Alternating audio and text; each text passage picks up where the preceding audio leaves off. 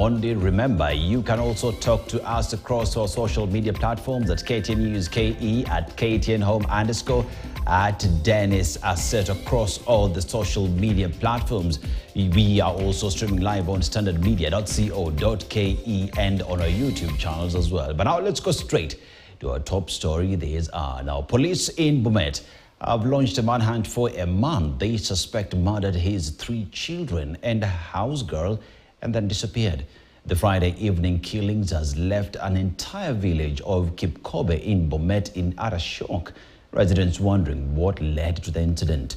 The police are still piecing together evidence to try and establish the motive of the murder. Clement Masumbo starts our bulletin tonight with that story.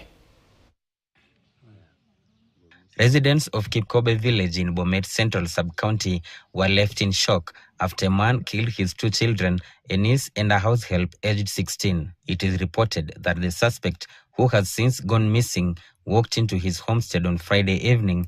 The man, who has been identified as Robert Kilel, started by asking the whereabouts of his last-born daughter, and upon seeing her, she became the first victim. Tulisikia duru wakati tunakula sapa.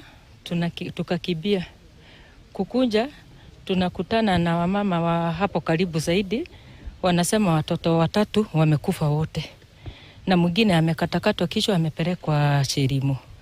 Vile alipelekwa Chirimu kube wakaona hawataweza, kijana akakibizwa Tenwek. Kukibizwa Tenwek kube hakuweko. Kuongea na kijana ambaye aliweza kupaki, akaniambia kwamba mzee wa nyumba hili kwa majina Robert Kilel aliweza kufika na akamuuliza mtoto mdogo ako wapi. Akamwambia ako kitandani analala. Jamaa akaweza kusima lights na akaingia pale, akakataa, akaweza kupoteza maisha ya mtoto. His 15-year-old son was outside the house, and when he heard commotions, he rushed to establish what was happening, and he met the killer dad, who left him injured with deep cuts. He succumbed to injuries later. Residents now want the police to move with speed and arrest the suspect. Sasa tuko na ticho mpaka saa hii kwa sababu hatujui nini ingine inaweza tokea nyuma ya hii.